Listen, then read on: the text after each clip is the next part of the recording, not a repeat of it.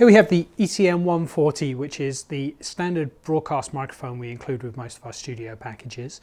It's a very good microphone. It has 2 levels of sensitivity, which we'll come on to in a second, and gives a good quality and comes complete with this shock mount, which means that it absorbs movement in the desk, so you don't hear lots of banging when you're moving around on the desk. There are a couple of things we need to remember about this microphone. The first one is, although it appears to be a omnidirectional mic, it is actually a unidirectional mic, which means that the capsule points forward like that.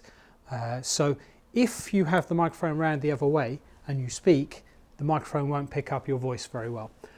So you need to train your presenters to look to make sure the logo is at the front. There's also a little heart logo here, however that is often covered by the pop shield.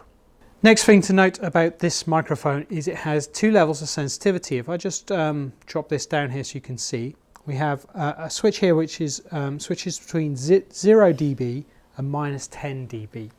If you switch it to -10, the microphone is less sensitive. And this is really useful if you're in a loud environment like a school where there's lots of background noise, because it means that the microphone is less sensitive and it will pick up less background noise. But the flip side to that is that your presenters need to be much closer, maybe here, talking into the microphone, and they may also have to turn the trim up on their microphone as well. If, however, you're in a nice quiet studio environment, you can switch it to 0 dB, and that way the microphone is more sensitive and you can be more relaxed in how close you are to the microphone. Okay, around the other side of the microphone we also have a low pass filter switch.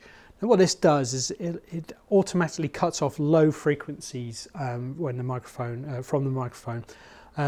which is sometimes used to mitigate mains hum or other low frequencies like a fan running in the studio. But in general terms we normally have it switched to the straight setting, which is low pass filter off. If you want to turn the low pass filter on, switch it to the little dipped setting here.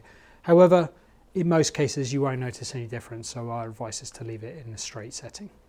The shock mount is a friction mount, so if you squeeze these 2 together you can pull the microphone all the way down, pop it back in.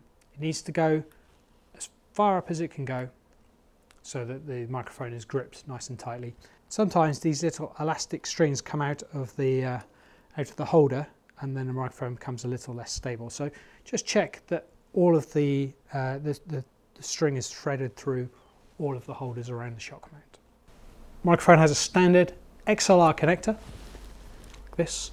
Can only go in one way. There's a little groove on the plug and on the socket, so it can only go in one way. Clicks in place, you know you're connected up.